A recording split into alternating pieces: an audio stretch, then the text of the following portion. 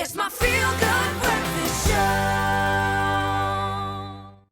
Yeah, man, that's the big question indeed, because we live in a very connected world, but the price of that connection is that we're constantly staring at screens. In fact, with the increased usage of smartphones, of our tablets, computers and gaming consoles, South Africans are possibly putting themselves at risk of injury. And these are the words of chiropractor Dr. Robert Delgado, who joins us this morning to talk about how technology might actually be harming our bodies. Our lines are also open, 083-9133-728. That's the number you can call if you have any comments or questions to ask. Now, I was asking you earlier on, Dr. Delgado, are we making too much of this, though?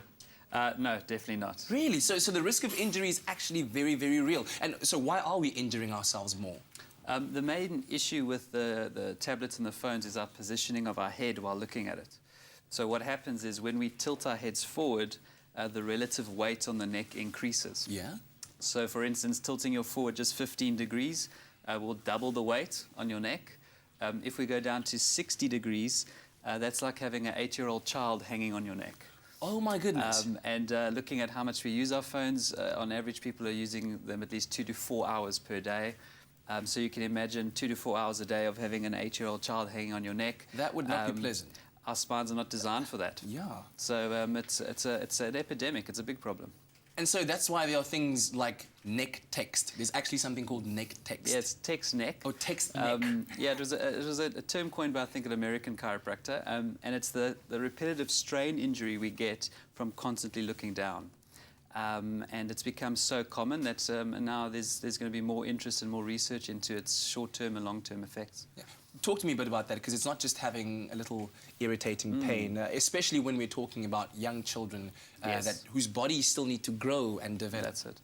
I think the key thing to know is that your spinal health affects your nervous system, your brain health. So we're not just talking about pain now. We're talking about the development of the brain, especially in young people. So if we have stress on our spines, in the short term, yes, sometimes it will cause symptoms, neck pain, headache, shoulder pain. But for me, it's the longer term effect which is important, which is going to create changes in our posture. Stooped over posture has been linked to hormonal changes, decreased lung capacity, concentration issues, way more than just pain. I wanted to just throw a spanner in the works and ask, but is there a reason why when you're slouching on the couch, for instance, watching a lot of TV or sports on the weekend, it's more relaxing? You enjoy it more. Are we perhaps not maybe evolving into the next, level of humanity where we want to be like that all the time? It's an interesting question, but I hope not, because what that will do is our spines will then adapt to that and we'll be rounded. The human body evolved with movement as a big part of our lives. So our nervous systems require that movement constantly. So if you look at a child, they're supposed to be crawling, walking, jumping, climbing. Yeah. Now all of a sudden we have a young child sitting like this staring at a screen. They're deficient in movement. Wow. And now the brain is not receiving that information. Yeah. So from a development point of view, that has massive consequences. Yeah. So I think we have to address it now, and we have to educate parents especially, and adults as well, so they don't damage themselves. Yeah. So what are the telltale signs that I guess make you feel or know that it's time to seek professional help, maybe that of a chiropractor?